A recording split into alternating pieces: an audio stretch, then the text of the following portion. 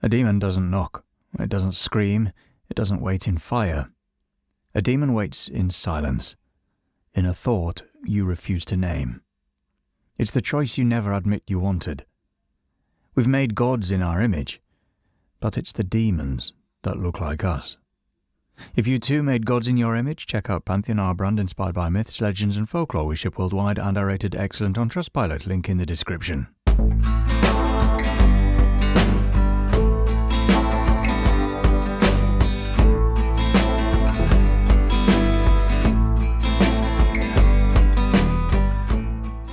We live in an age of information. We've mapped the brain, modelled the universe, explained away the soul. We know that voices in the dark can be hallucinations, that obsession is chemical, that what once looked like possession is now a diagnosis.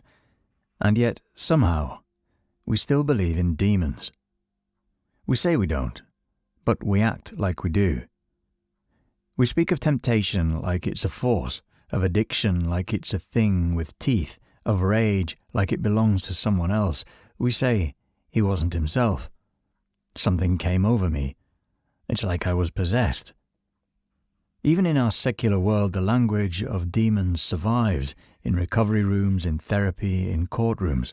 We invoke them whenever we confess things we cannot explain, when we feel haunted by something we can't name, when the worst parts of us start speaking in our voice.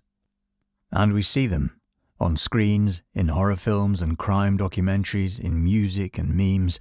The forms have changed, but the silhouette is the same. Something that tempts, corrupts, twists, something that breaks the rules of human behavior and makes it look easy. This is the paradox. We claim no longer to believe, and yet the idea won't die. Science has dismantled the world we used to fear, but not the fear itself. Psychology has given us better models, but not better monsters. We still need something to explain the feeling of being torn in two, of acting against our better judgment, of falling again into something we swore we had left behind. So we give it a name. We call it a demon. We need to believe that evil has a source, that suffering has an architect, that the choices we control might not be ours alone. And this isn't new. Even the skeptics were haunted. Descartes, the father of rationalism, imagined an evil demon deceiving him, feeding him lies, making him question the very ground of his existence. Spinoza denied the devil entirely, but couldn't banish fear. Hobbes rejected the supernatural, yet still demanded punishment for those who believed in witchcraft. The Enlightenment killed belief, but fear didn't die with it, and where fear survives, demons survive. So maybe the question isn't, do demons exist? Maybe the question is, why do we keep resurrecting them? If we no longer believe in hell, we still believe in falling. We use the word demon like it's something fixed, like it's a species, a category, a label you can slap on whatever haunts you. But the truth is, the word never held still, and what it describes has changed with every culture that's tried to control it. In ancient Greece, the word was daimon, not evil or even hostile, just other. Invisible spirits that moved between mortals and gods, influencing fate, whispering intuition. Plato thought they shaped our destiny. Socrates claimed he had one, a voice that warned him when he was about to stray. He trusted it. The daimon was conscience. But long before the Greeks, in the fires of Persia, a different story was being written. Zoroastrianism gave us the deva, spirits who turned against truth and sided with the lie. Good and evil were forces, and in that system, the deva became the enemy. Traitors. That idea bled into monotheisms. In early Judaism, Satan was a prosecutor, a function. He worked for God, testing, accusing, forcing uncomfortable truths into the light. But over time, the courtroom became a battlefield, and Satan changed roles. Christianity took the rebel and made him central. The demons became angels who fell, corrupted by pride, cast out by wrath, now feeding on the souls of the weak, architects of ruin. The whisper became a scream. Islam took a different path. The jinn were older than mankind, made of smokeless fire, and, just like humans, capable of good, evil, belief, and doubt.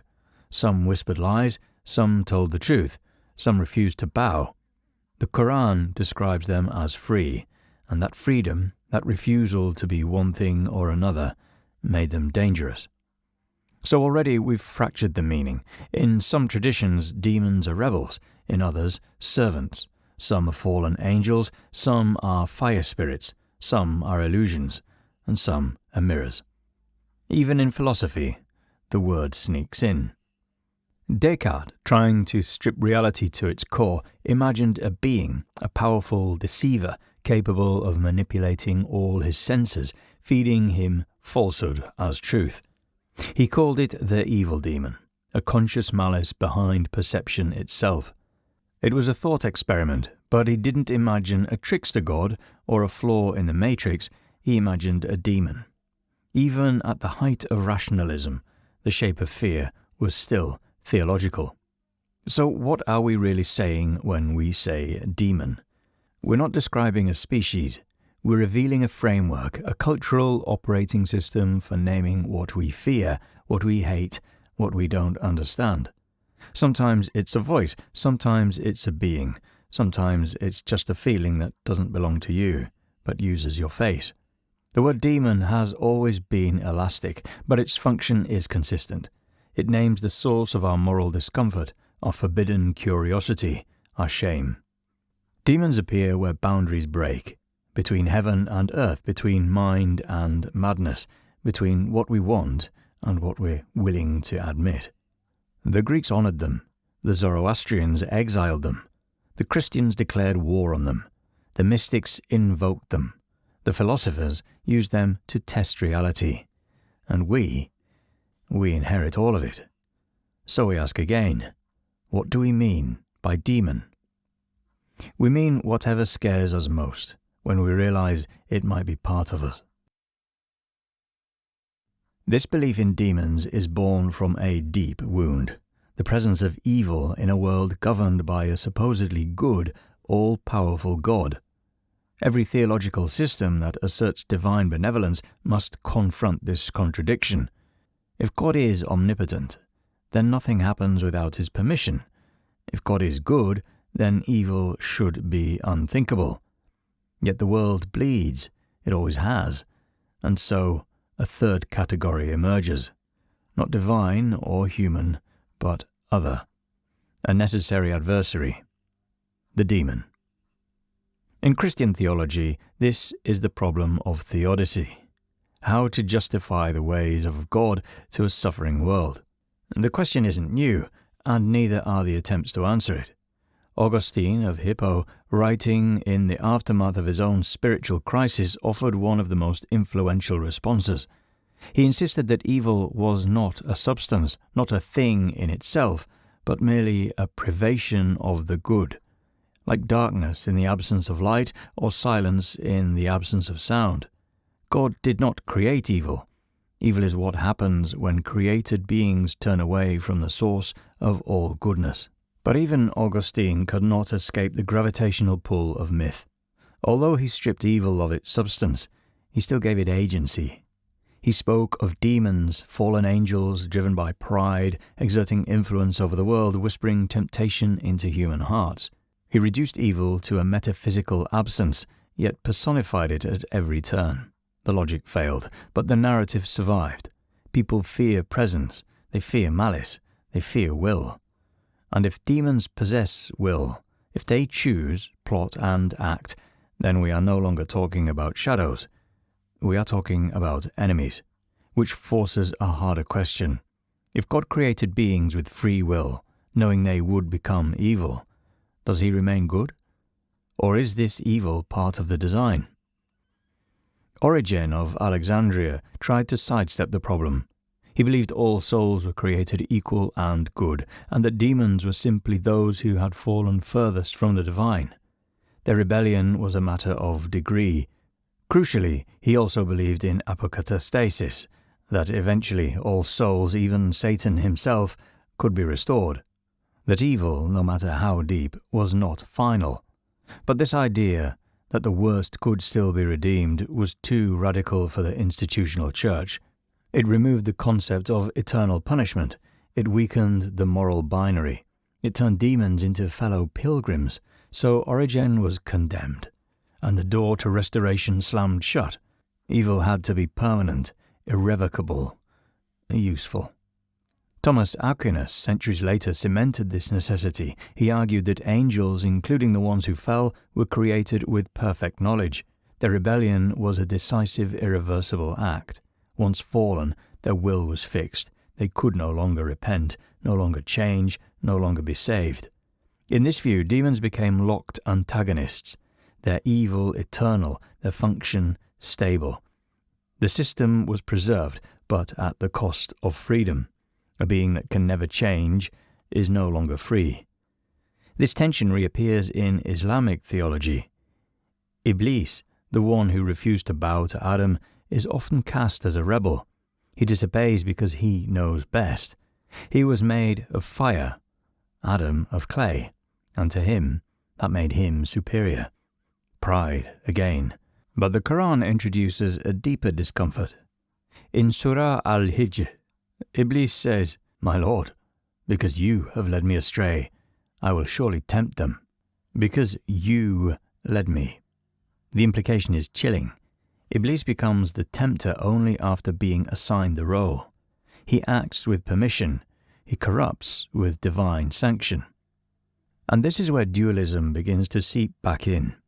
Officially rejected by monotheism, it still returns in function.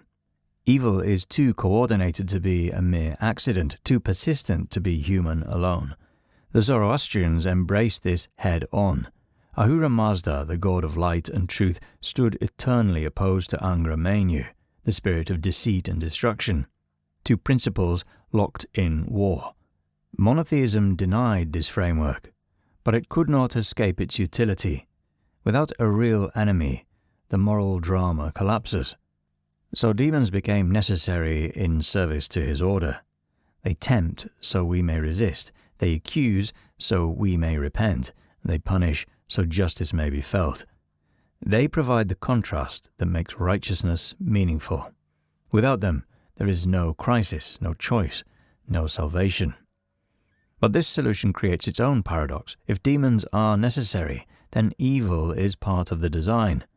Theodicy becomes theodrama, a stage in which demons perform the horror required to make the good shine brighter. They are actors, essential, bound, and doomed. Which brings us to the final fracture. Are demons truly agents, rebelling against the will of God, or are they instruments fulfilling it? If they are agents, then God is not in control. If they are instruments, then God is complicit. There's no clean resolution, only a question that gnaws at the edges of theology, a question of why demons exist and why they are useful. And, if they are useful, then who exactly do they serve? The figure of the demon is often framed as a destroyer, a corrupter, an agent of chaos. But when we begin to examine the intellectual traditions behind the rebel, the tempter, and the accuser, we discover something far more nuanced. They are the personification of disobedience, the embodiment of moral friction, and in many traditions, their rebellion is less about violence and more about vision. Lucifer, before he was the devil, was the light-bringer, a name that suggests illumination. His fall is triggered by pride, but not the kind associated with vanity. It's metaphysical pride, the refusal to accept a place in the created order. He wishes to ascend closer to God, to be as God, to know as God. His crime is aspiration. His punishment is eternal exile. In this framing, rebellion is a philosophical stance, the assertion of self against the totalizing will of another. Iblis, in Islam, occupies a similar but distinct role. Created from fire, he's asked to bow to Adam, a being made of clay. He refuses from a belief in his own superiority. He reasons that fire is more noble than earth, and therefore sees the command as flawed. His logic is sound, but obedience is demanded, and when he refuses, he is cursed. But even then he rejects the demand for submission. His rebellion is a rejection of hierarchy, and what follows is even more disturbing. The Quran records that Iblis becomes the tempter of mankind only after God grants him the time and the role to do so. His fall is permitted, his function assigned. He's free, but only to play the part that has been written for him. Then there is Samael, the angel of death in Jewish mysticism, often conflated with Satan or with demonic forces. Samael operates within the divine system. He tests, tempts, and accuses. The figure complicates the moral binary entirely. He is fulfilling a role within God's structure. He is both loyal and feared, necessary and condemned. At the core of all these figures lies the same tension: free will. In theological systems that prize obedience as the highest value, the very capacity to choose becomes dangerous. Demons are those who choose fully, consciously, and without regret. Their sin is clarity. They see the rules and say no, and for that they are cursed. Yet the paradox remains. These rebels are punished for doing what humans are told makes them moral beings, choosing. The very foundation of moral philosophy, autonomy, responsibility, self-awareness, becomes criminal when applied to the wrong entity. Lucifer's rebellion mirrors human ambition. Iblis's defiance mirrors human reasoning. Samael's accusations mirror human judgment. In punishing these figures, we punish something uncomfortably familiar. Literature has often seized on this ambiguity. In Paradise Lost, Milton presents Satan as a tragic intellect who famously declares, "Better to reign in hell than to serve in heaven." It's a line soaked in defiance, but also in integrity.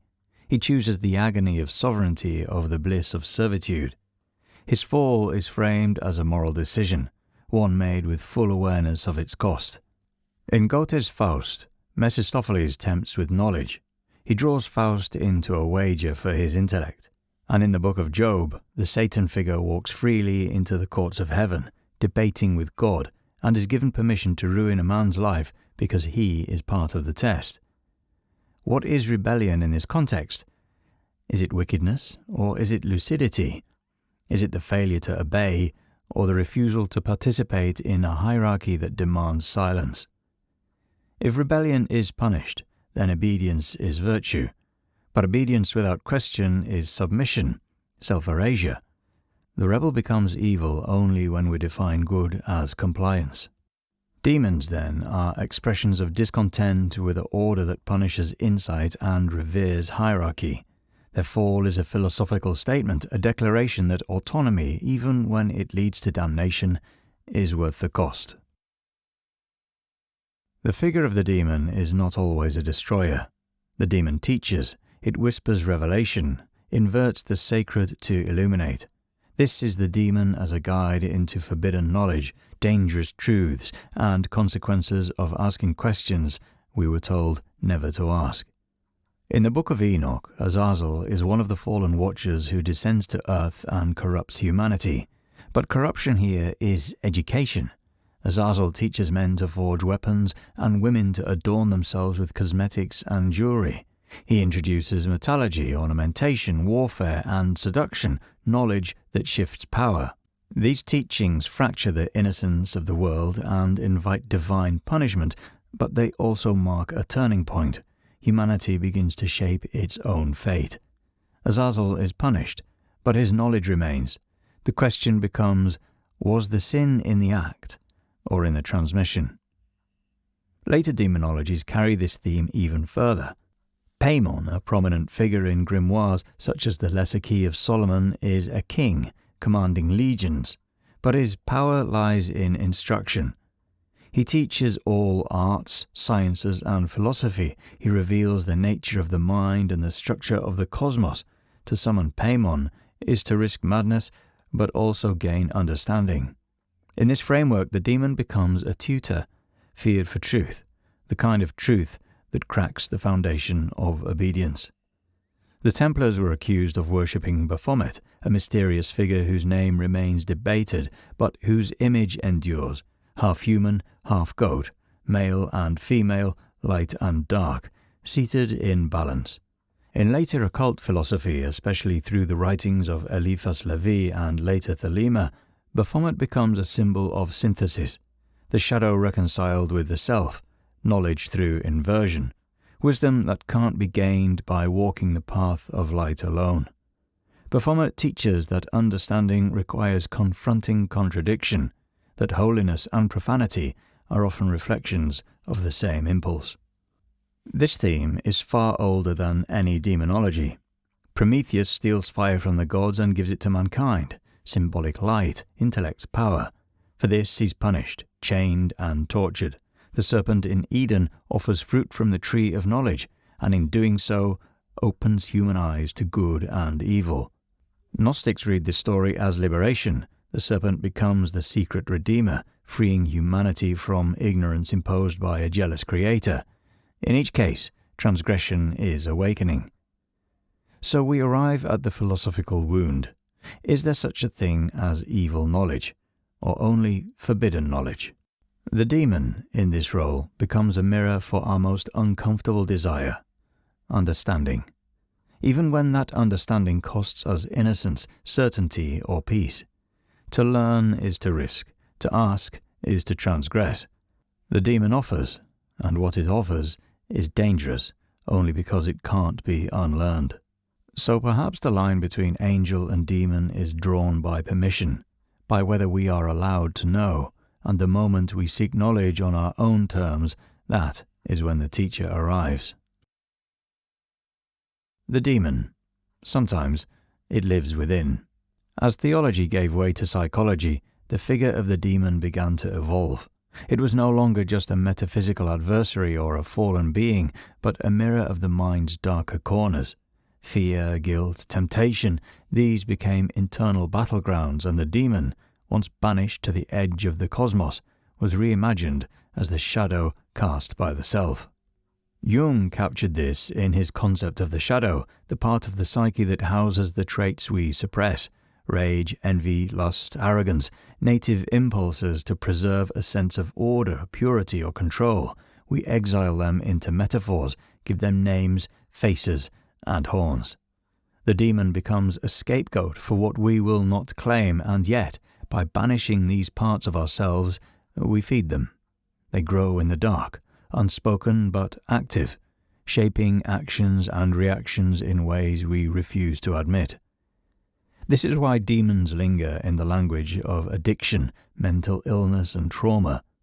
People speak of being possessed by urges they can't control. They describe thoughts that invade like curses, habits that return like spirits. When someone spirals into rage, shame, or obsession, the language becomes theological again. Something has taken over. What if that something, though, was always part of us, denied, repressed, and finally unleashed? Exorcism stories can be read as symbolic encounters with buried pain.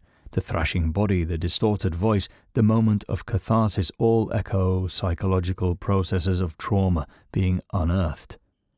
What the Church drives out with Latin, the analyst unpacks with conversation. Both seek to reclaim the self from something it can no longer contain, but one treats it as an invader, the other sees it as a wound. This reimagining changes everything. Demons become symptoms to be heard. To name them is to give them form, to make the unconscious visible, and in doing so, to begin healing. The demon becomes a signal. We all carry versions of this figure, a voice that whispers harm, a hunger that can't be sated, a cycle we know will hurt us, yet we repeat anyway. To deny it is to remain fractured. To confront it is to begin the work of integration. What we once called demonic might simply be what we've left unloved. Sometimes it is summoned by the crowd, the pulpit, or the courtroom.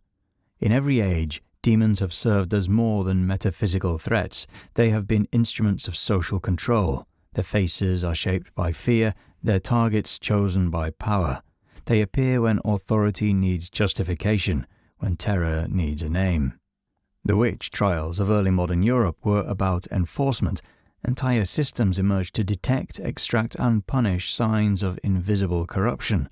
A woman with too much knowledge, a neighbour with a grudge, a healer without sanction. Once accused of communion with the demonic, the outcome was exorcism by fire. And in this theatre of fear, blasphemy became indistinguishable from independence.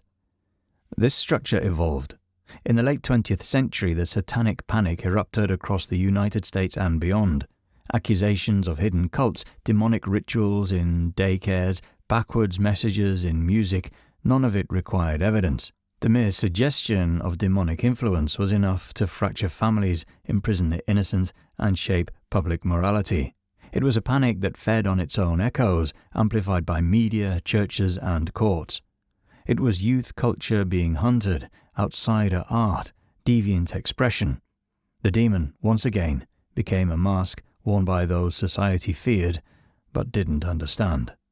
The philosopher Michel Foucault argued that every society constructs its monsters to police the boundaries of normal. Madness, crime, sin, these are defined and, once defined, regulated. The demon here is a label designed to exile, to silence, to correct, and those who wield that label are rarely held to account. There is also a collective psychology at work. Societies project their shadow just as individuals do. In times of upheaval or change, fear coalesces around the unexplainable. Instead of asking difficult questions about power, inequality, or trauma, it is far easier to say, "There is evil among us."